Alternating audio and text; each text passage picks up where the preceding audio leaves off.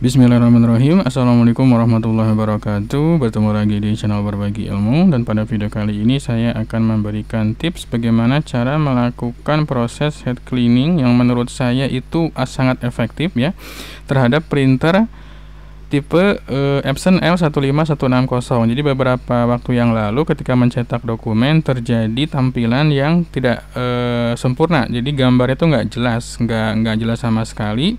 Kemudian pas saya coba cetak nozzle-nya, ternyata memang ada nozzle yang parah banget nggak muncul, yaitu warna merah. Kita coba cek ya. Sebentar, kondisi printernya itu dia muncul di sini nozzle-nya. Nah, perhatikan teman-teman, warna semua warna bagus ya, hitam bolong sedikit, tapi yang warna merah parah banget. Merah yang sebelah kiri bolongnya cukup parah, yang sebelah kanan malah nggak keluar sama sekali ya.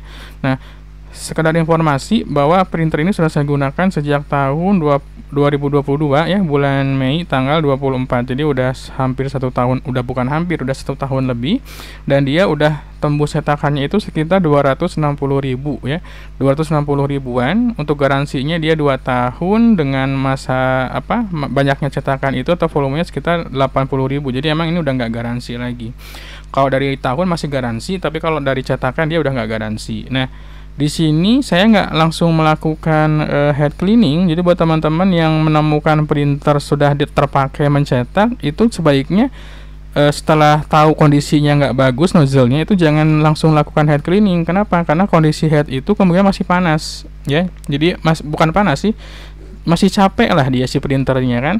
Apalagi printernya yang udah berusia, yang udah tembus ya 50.000 cetakan tuh udah dianggap udah kerja keras banget gitu ya. Jadi teman-teman ketika menemukan kondisi cetakan itu tidak bagus ketika proses mengeprint, itu jangan langsung menggunakan head cleaning karena kurang maksimal hasilnya. Di sini saya sudah merangkum beberapa cara ya buat teman-teman bisa praktekkan juga, dan gak harus di printer ini, di printer Epson-nya pun masih bisa. Nah, yang pertama adalah jangan langsung lakukan head cleaning, tapi istirahatkan printer gitu ya, istirahatkan printer kurang lebih sekitar 5-10 menit. Tujuannya biar printer tuh kondisinya adem dulu, dia fresh dulu, istirahatkan dulu ya.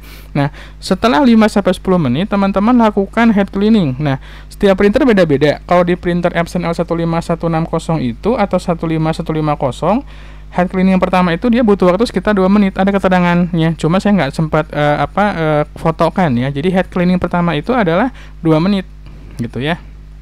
Nah, kemudian cek dulu kalau misalkan dia nozzle-nya kerusakannya ringan, cuma bolong-bolong sedikit, itu teman-teman bisa sekali cleaning aja.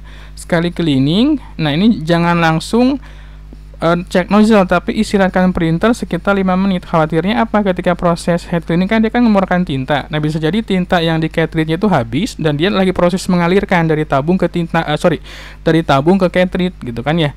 Jadi sebaiknya jangan langsung lakukan cek nozzle setelah head cleaning, tapi istirahatkan 5 menit. Ini berlaku untuk printer yang sudah kerja keras. Kalau printernya masih baru nggak jadi masalah. Mau setelah head cleaning langsung nyetak nozzle nggak jadi masalah gitu ya. Walaupun di printernya sendiri ada informasi Anda mau melakukan cek nozzle nggak gitu kan ya. Tapi saran saya jangan lakukan cek nozzle, tapi istirahatkan printer sekitar 5 menitan. 5-10 menit atau 15 menit itu lebih bagus. Nah, setelah itu coba lakukan cek nozzle gitu ya.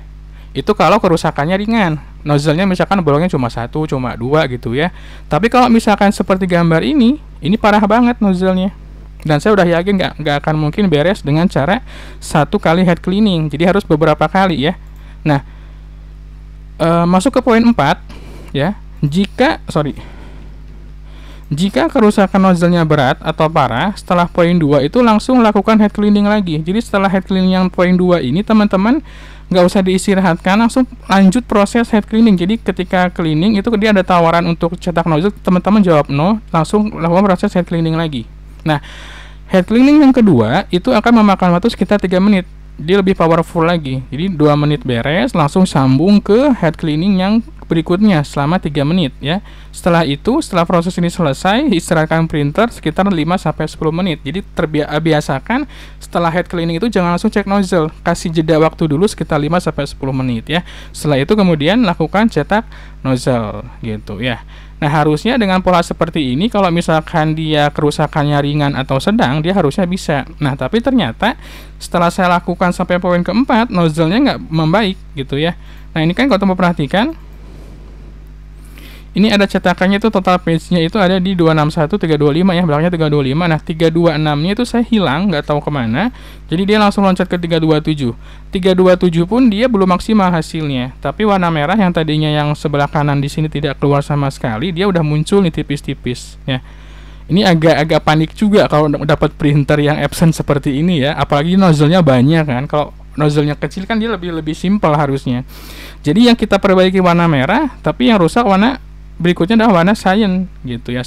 Akhirnya apa? Saya istirahatkan lagi setelah cek nozzle tadi gitu ya. 5-10 menit, kemudian saya ulangi lagi tahapannya. Tahapannya ya ulangi lagi aja. Jika hasil cetak nozzle belum sempurna, lakukan head cleaning 2 kali berturut-turut tanpa jeda ya, seperti tadi. Kemudian istirahatkan printer sekitar 5-10 menit.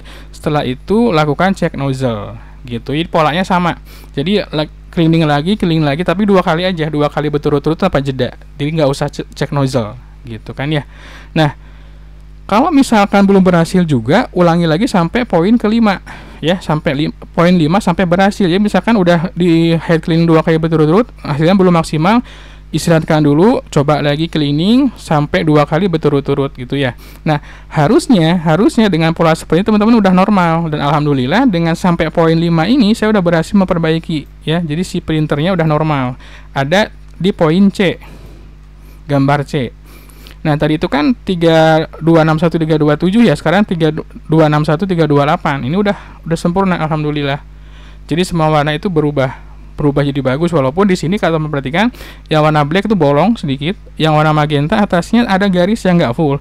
Cuma segini tuh udah bagus banget, udah lumayan, dan nggak akan kelihatan cacatnya kalau misalkan kita ngeprintnya, karena ketika yang sebelah kanan ini bolong, dia akan tertutup dengan di sini ya magentanya. Tapi kalau misalkan bolongnya lebih banyak, lebih dari satu, itu agak riskan juga gitu. Nah, jadi di sini saya nggak sampai beberapa kali head cleaning, cukup kalau nggak salah sekitar 3 kali pengulangan nomor 5 nih.